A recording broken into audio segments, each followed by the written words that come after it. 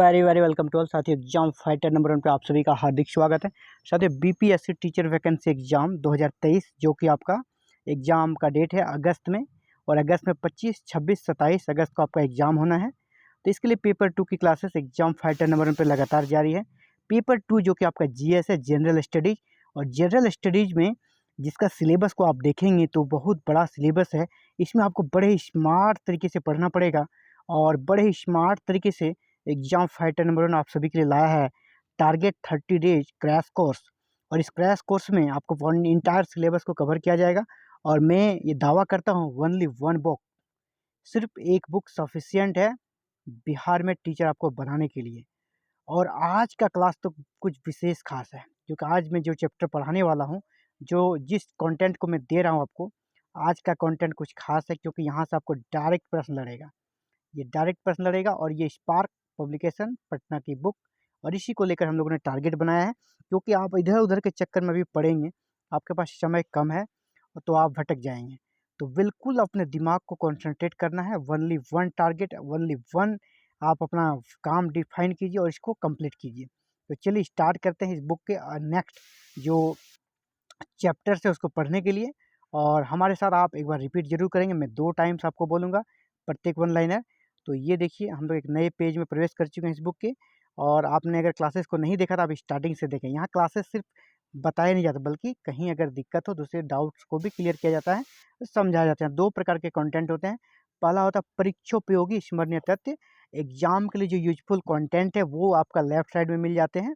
और right side में आपको भारत के झीलें एवं संबंधित राज्य इस प्रकार दिया हुआ है। यहाँ कुछ स्पेशल कैटेगरी के कंटेंट रहते हैं, जिससे कि डार्क कलर में आप देख पाते हैं। और पर डे इस प्रकार की क्लासेस हो रही है। तो सबसे पहले हम लोग परीक्षोपयोगी स्मरणीय तथ्य, जो एग्जाम के लिए यूजफुल कंटेंट है, उसको देख लेते हैं। तो चलिए स्टार्ट करते हैं। सबसे पहला है, सूर्य से सबसे नज़दीक ग्रह कौन है?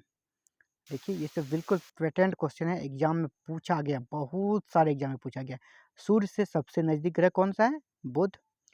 सूर्य से सबसे नज़दीक ग्रह कौन सा है? बुध। कंचनजंगा पर्वत कहाँ स्थित है? कंचनजंगा पर्वत कहाँ स्थित है? ये हमारा सिक्किम में स्थित है। कंचनजंगा जो कि हिमालय रेंज की एक पर्वत चोटी है, जो भारत के सिक्किम राज्य में स्थित है। अगला, एथेंस कहाँ स्थित है? ग्रीस में। एथेंस कहाँ स्थित है? ग्रीस में। मध्य प्रदेश के अतिरिक्त भारत का कौन सा राज्य 7 राज्यों की सीमा का स्पर्श करता है? मध्य प्रदेश कितने राज्यों का स्पर्श करता है? 7। तो आपसे पूछा जा रहा है मध्य प्रदेश के अलावा और कौन सा राज्य है जिसकी सीमा 7 अन्य राज्यों से मिलती है? तो वो हमारा कौन सा हो जाएगा? असम। वो हमारा राज्य है असम। चलिए आगे बढ़ते हैं। चीन असम के किस दिशा में स्थित है? असम जो कि हमारा बॉर्डर स्टेट है, तो चीन वहाँ से किधर है? असम से उत्तर में है। चीन असम के किस दिशा में स्थित है? उत्तर। अगला, पूर्वोत्तर राज्यों में सबसे बड़ा राज्य कौन सा है? पूर्वोत्तर राज्यों में सबसे बड़ा राज्य कौन सा है? अरुणाचल प्रदेश। पूर्वोत्तर राज्यों में सबसे बड़ा राज्य कौन सा है? अरुणाचल प्रदेश। आगे बढ़ते हैं। नागालैंड भारत का विधिवत राज्य कब बना? नागालैंड भारत का विधिवत राज्य कब बना? नागालैंड राज्य कब बना? 1963 में। नागालैंड भारत का विधिवत राज्य कब बना? 1963 में। हॉकी खेल में प्रत्येक टीम में कितने खिलाड़ी होते हैं? बहुत इंटरेस्टिंग क्वेश्चन। हॉकी में प्रत्येक टीम में कितने खिलाड़ी होते हैं? 11। जिस प्रकार क्रिकेट में 11 होते हैं, हॉकी में भी 11 होता है। अगला, उत्तर पूर्व सीमांत रेलवे में सबसे बड़ा स्टेशन कौन सा है? मालीगांव। उत्तर पूर्व सीमांत रेलवे में सबसे बड़ा स्टेशन कौन सा है? मालीगांव। अगला, भारतीय संविधान में राज्य की नीति निर्देशक तत्व के विचार किस देश के संविधान से लिया गया है? तो ये आयरलैंड। जैसा आपको पता ही है, भारतीय संविधान का जो नीति निर्देशक सिद्धांत है वो आयरलैंड देश से लिया गया है, जिसके तहत क्या होता है, ये सरकार को एक तरह से निर्देशित करती है किस प्रकार का शासन देश में स्थापित करना है। तो इन सब चीज़ों के बारे में जो एक्ट जो कह सकते हैं, कुछ आर्टिकल होते हैं हमारा संविधान का, आर्टिकल 36 से 51 तक, उसमें नीति निर्देशक तत्व है जो कि आयरलैंड से लिया गया है। इसी प्रकार जवाहर रोजगार योजना किस वर्ष शुरू की गई थी? हालांकि योजना आज बंद हो गई है। जवाहर रोजगार योजना 1989 में, 1989 में। जवाहर रोजगार योजना किस वर्ष शुरू हुई थी? 1989 में। किस अनुच्छेद के तहत राज्यों में राष्ट्रपति शासन लागू होता है? धारा 356। राज्यों में जब कानून व्यवस्था गड़बड़ा जाता है तो राष्ट्रपति शासन लागू कर दिया जाता है। तो संविधान के किस अनुच्छेद के तहत? यह अनुच्छेद हमारा 356 होगा, आर्टिकल 356। विश्व का सबसे बड़ा नदी द्वीप माजुली, है ना, विश्व का सबसे बड़ा नदी द्वीप माजुली असम के किस जिले में है? जोरहाट। असम के किस जिले में है? जोरहाट। अगला, असम से प्रकाशित प्रथम असमिया बाल उपन्यास कौन सा है? असम से प्रकाशित प्रथम असमिया बाल उपन्यास कौन सा है? पतालपुरी। नेक्स्ट आगे बढ़ते हैं। कोई विधेयक धन विधेयक है कि नहीं, इसका निर्णय कौन करता है? कोई विधेयक धन विधेयक है या नहीं, इसका डिसीजन यानी निर्णय कौन लेता? फाइनल, लोकसभा अध्यक्ष। धन विधेयक आपसे पूछा जाए किस आर्टिकल में है? तो 110। भारतीय संविधान का अनुच्छेद 110 जो है, आर्टिकल 110, वो हमारा धन विधेयक से संबंधित है। और इसका निर्णय, कोई विधेयक पेश किया गया और उसे धन विधेयक है या नहीं, इसका डिसाइड कौन लेगा? लोकसभा अध्यक्ष। उनका डिसीजन फाइनल होता है बिहार मतलब स्पीकर का। अगला, बिहार का शोक। बिहार का शोक किस नदी को कहा जाता है? कोसी, क्योंकि ये दिशा अचानक से बदल देती है जिसके कारण बाढ़ आती है और बहुत सारे गांव को डुबो लेती है, इसलिए इसको बिहार का शोक भी कहा जाता है। भारत का मैनचेस्टर किसे कहते हैं? अहमदाबाद। भारत का मैनचेस्टर अहमदाबाद। जैसे मैनचेस्टर कहाँ है? ग्रेट ब्रिटेन में। महाराष्ट्र के प्रथम मुख्यमंत्री कौन थे? वाई.वी. चौहान। महाराष्ट्र के प्रथम मुख्यमंत्री कौन थे? वाई.वी. चौहान। अगला, विजयनगर साम्राज्य की स्थापना किसने की थी? हरिहर और बुक्का ने। विजयनगर साम्राज्य की स्थापना दो भाइयों ने मिलकर की थी, हरिहर और बुक्का ने। दिल्ली की गद्दी पर बैठने वाली पहली और एकमात्र महिला कौन थी? रजिया सुल्तान। हालांकि आज़ादी के बाद इंदिरा गांधी बैठी, लेकिन ये गद्दी वो कह सकते हैं कि लोकतांत्रिक वाली थी, जबकि उस दौर में जो दिल्ली की गद्दी पर बैठने वाली एकमात्र महिला थी रजिया सुल्तान, वो राजशाही में थी। तो वही पूछा था, रजिया सुल्तान जो बैठी थी दिल्ली की गद्दी पर, वो किसकी बेटी थी? वो बेटी किसकी थी? इल्तुतमिश की। इल्तुतमिश ने इसे अपना उत्तराधिकारी घोषित किया गया था क्योंकि उनके बेटे अयोग्य थे। असम का कौन सा नगर अरुणाचल प्रदेश के कई जिलों का प्रवेश द्वार भी है? असम का कौन सा नगर अरुणाचल प्रदेश के कई जिलों का प्रवेश द्वार है? तो डिब्रूगढ़। डिब्रूगढ़ काफ़ी फेमस है और यह क्या है? अरुणाचल प्रदेश के कई जिलों का प्रवेश द्वार इसको माना जाता है। रविंद्रनाथ टैगोर ने भारत के राष्ट्रीय गान यानी जन गण मन के अतिरिक्त किस एक और देश के लिए राष्ट्रीय गान भी लिखे हैं? बांग्लादेश। बांग्लादेश में कौन सा राष्ट्रीय गीत है, राष्ट्रगान है? अमार सोनार बंगला। रविंद्रनाथ टैगोर ने अमार सोनार बंगला की रचना की थी, जो वर्तमान में बांग्लादेश का राष्ट्रीय गान है, नेशनल एंथेम है बांग्लादेश का। तो यानी रविंद्रनाथ टैगोर के द्वारा लिखे गए दो कह सकते हैं गान, एक तो इंडिया में हमारा जन गण मन है और बांग्लादेश में आपका अमार सोनार बंगला है। असमिया भाषा में मुद्रित प्रथम पुस्तक के लेखक कौन थे? आत्माराम शर्मा। असमिया भाषा में मुद्रित प्रथम पुस्तक के लेखक कौन थे? आत्माराम शर्मा। भारतीय राष्ट्रीय कांग्रेस के प्रथम 20 वर्ष है ना, 1885 से 1905। भारतीय राष्ट्रीय कांग्रेस की स्थापना कब हुई? 1885 में से लेकर 1905 तक। यहाँ पर जो प्रभाव रहा प्रथम 20 वर्ष किसका रहा? उदारवादियों का। उदारवादी ऐसे लोग थे जो अंग्रेजी सत्ता को भारत में काबिज रखना चाहते थे, लेकिन उसमें कुछ आवश्यक सुधार चाहते थे और ये अंग्रेजों को यहाँ से भगाना नहीं चाहते थे। तो भारतीय राष्ट्रीय कांग्रेस में जो आरंभिक 20 वर्ष रहे हैं, इन्हीं लोगों का शासन रहा उदारवादी राष्ट्रीयता का। भारतीय संविधान को कब अंगीकार किया गया?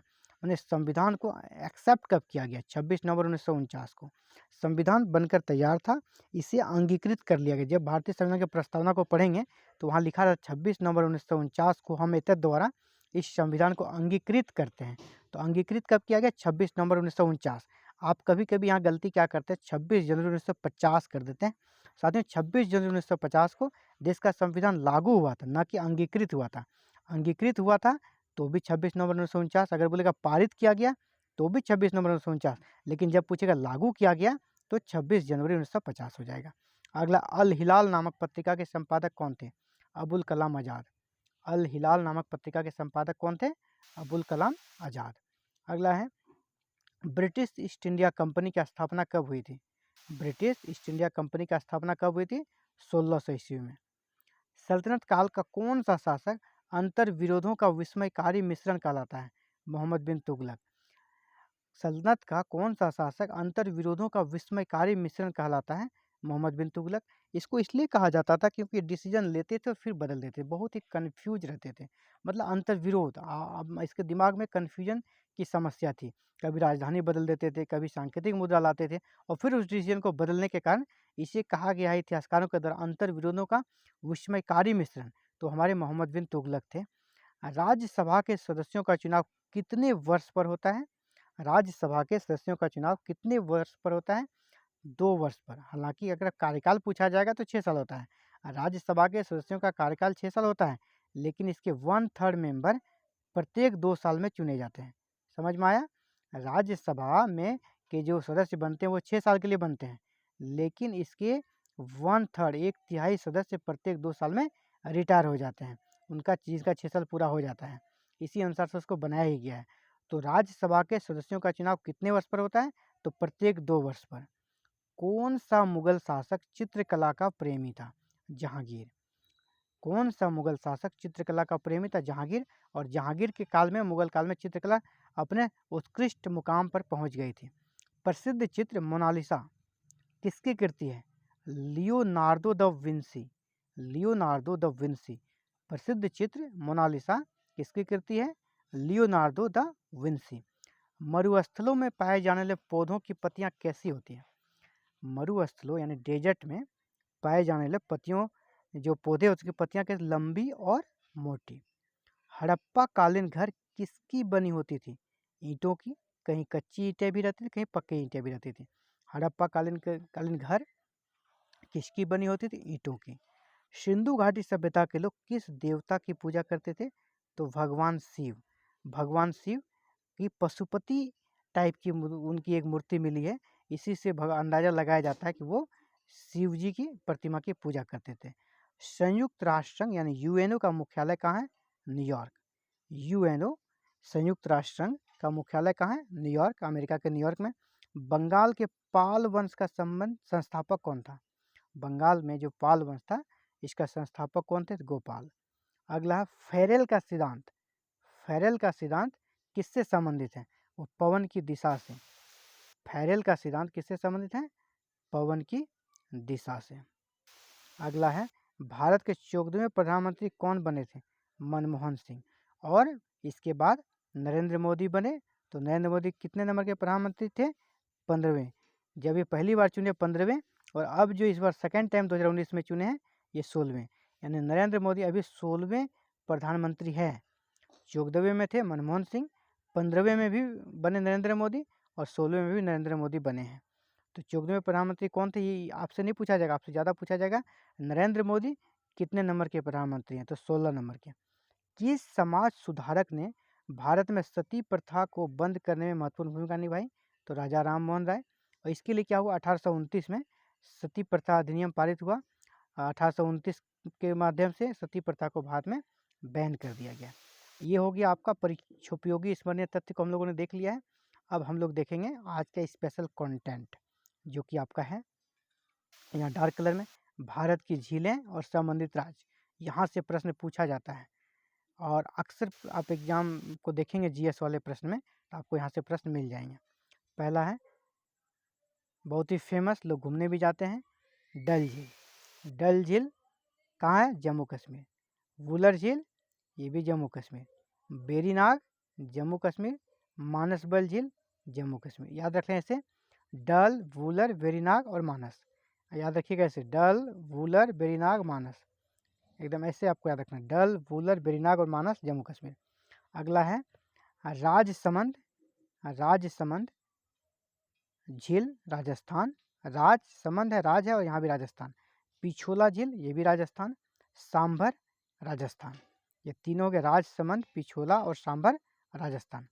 अगला है, आपको यहाँ मैं ट्रिक दे दूंगा एक, सात लाल उत्तराखंड, नैनीताल झील उत्तराखंड, राकसताल झील उत्तराखंड और हुसैन सागर आंध्र प्रदेश। चलिए पहले इन तीनों का ट्रिक देख लीजिए। अंतिम में का ताल लगा होगा ना, क्या क्या है? सात ताल, आप इनको यहाँ पे देखें, सात ताल, नैनीताल और राकसताल। जहाँ ताल लगा है वहाँ पे क्या हो जाएगा? उत्तराखंड। ये तीनों झील हमारा उत्तराखंड में है। अगला हुसैन सागर, हुसैन सागर झील ये एकमात्र झील है आंध्र प्रदेश का। अगला है पुलिकट झील, काफ़ी फेमस है, ये तमिलनाडु में है। लोकटक झील मणिपुर में है। चलिए आगे बढ़ते हैं। नागिन, नागिन झील ये हमारा जम्मू कश्मीर, और शेषनाग जम्मू कश्मीर, अनंतनाग जम्मू कश्मीर। देखिए नाग वाला जो भी यहाँ देखिए बेरी नाग है, यहाँ पे अनंतनाग है और यहाँ पे शेषनाग है, ये जम्मू कश्मीर होगा। अगला देखिए राजसमंद, जैसे कि आपने पढ़ा राजसमंद कहाँ था, राजस्थान। इसी प्रकार यहाँ देखिए जय समंद है ना, जय समंद कहाँ हो गया, राजस्थान। जहाँ समंद है वो राजस्थान। फतेह सागर राजस्थान। डिंडवाना झील राजस्थान। अगला है देवताल, जैसे ताल वाला मैंने कहा था, आपने यहाँ भी देख सकते हैं ताल वाला मैंने 3 बताया था आपको, 7 ताल, नैनीताल और राकस ताल है ना। जितना ताल वाला कहाँ है, उत्तराखंड। अब यहाँ पर भी मैं आपको ट्रिक दे रहा हूँ, आपका देवताल है ना, देवताल, नौकुचिया ताल, खुरपा ताल, ये सभी कहाँ हो गया, उत्तराखंड में। ये तीनों कहाँ है, उत्तराखंड में। देवताल, नौकुचिया ताल और खुरपा, यानी 6 आपको याद नहीं करना है, ये 6 को रटना नहीं है। अंत में आप देख लिए ताल लगा हुआ, समझिए उसका आंसर क्या होगा, उत्तराखंड। अगला है कोलेरू झील, वो आंध्र प्रदेश में। चिल्का उड़ीसा। चिल्का और पुलिकट में कन्फ्यूज होते हैं, चिल्का झील हो गया उड़ीसा, पुलिकट हो गया तमिलनाडु। लोनार झील महाराष्ट्र और वेम्बनाड केरल, कि वेम्बनाड केरल और लोनार महाराष्ट्र। तो ये हो गया भारत के प्रमुख झील, इनको हम लोगों ने देख लिया, झील और उससे संबंधित राज्य। अब भारत के प्रमुख राजवंश और उनके संस्थापक कौन थे, इसको भी देख लेते हैं। स्पेशल कंटेंट में ये पूछा जाता है, अक्सर पूछा गया है। राजधानी को आपको याद नहीं करना है, क्योंकि ये टीचर का एग्जाम है, बहुत टफ आपसे नहीं पूछा जाएगा। हर्यक वंश के संस्थापक बिंबिसार। शिशुनाग वंश के संस्थापक शिशुनाग। नंद वंश महापदम नंद। मौर्य वंश चंद्रगुप्त मौर्य। शुंग वंश पुष्यमित्र शुंग। कण्व वंश वासुदेव। सातवाहन वंश सिमुक। कुषाण वंश कुजुल कटफिसस। इसी प्रकार गुप्त वंश श्रीगुप्त, गुप्त वंश का कौन हो गया, श्रीगुप्त। हून वंश तोरमान। पुष्यभूति वंश नरवर्धन। पल्लव वंश सिंहवर्मन। चालुक वंश जयसिंह। चालुक वंश तेलव द्वितीय है ना। अलग अलग चालुक, जैसे पूर्वी चालुक, पश्चिमी चालुक, अलग अलग। जैसे चालुक वंश है तो यहाँ पे ये अलग अलग का अलग अलग आपका वंश हो जाएगा, अलग अलग संस्थापक है। जैसे पूर्वी चालुक वंश पूर्वी के विष्णुवर्धन है, तो अलग अलग कैटेगरी के। तो आपको यहाँ पे चालुक वंश में आप याद रख लें कि चालुक वंश के जो पूर्वी के थे विष्णुवर्धन और पश्चिमी के थे आपका तेलव द्वितीय, और जो मेन चालुक वंश था उनका जयसिंह। ये पूर्वी और पश्चिमी। अगला राष्ट्रकूट वंश दंतीदुर्ग। पाल वंश गोपाल, पाल वंश के कौन हो गए, गोपाल। गुर्जर प्रतिहार का नागभट्ट प्रथम, गुर्जर प्रतिहार नागभट्ट प्रथम। सैन वंश सामंत सेन। गढ़वाल वंश चंद्रदेव। चौहान वंश वासुदेव। चंदेल वंश नन्नुक चंदेल। गंग वंश वज्रहस्त वर्मन। उत्पल वंश अवंती वर्मन। तो ये थे भारत के प्रमुख राजवंश, उनके संस्थापक। आगे बढ़ते हैं। उत्पल वंश अवंती वर्मन हो गया। परमार वंश उपेंद्र राज। सोलंकी वंश मूलराज प्रथम। कलचुरी वंश कोक्कल। चोल वंश विजयालय। तो राजधानी यहाँ पर है, लेकिन उसे हम लोग को याद नहीं करना। मेनली राज और उनके संस्थापक, वंश उनके संस्थापक को देख लिया। और स्पेशल कंटेंट में आज के लिए इतना ही है। और परीक्षा उपयोगी स्मरण तत्व आज गजब का था, यहाँ से आपको हो सकता है एग्जाम में 1 से 2 प्रश्न मिल जाए, क्योंकि झील वाला प्रश्न और ये वाला प्रश्न तो आता ही आता है लगभग हर एग्जाम में। तो आज के क्लासेस में इतना ही। Thank you very very much for watching this video and connecting to exam fighter number. साथियों आप भी चाहते हैं बीपीएससी टीचर एग्जाम की तैयारी करना और बिल्कुल टारगेट क्रैश कोर्स बैच में ज्वाइन करना, तो हमारे साथ जुड़ सकते हैं और बिल्कुल फ्री है, विदाउट एनी कॉस्ट आप हमारे साथ जुड़ सकते हैं। जुड़ने के लिए क्या करना है कि हमारे चैनल को सब्सक्राइब करें, बेल आइकन को प्रेस करें, ऑल बटन को क्लिक करें, ताकि आने वाले नेक्स्ट सभी क्लासेस की वीडियो का नोटिफिकेशन आपको मिले और आप क्लासेस बिल्कुल फ्री में करके आप बिहार में परमानेंट टीचर बन सकते हैं। थैंक यू, धन्यवाद, have a nice day to all.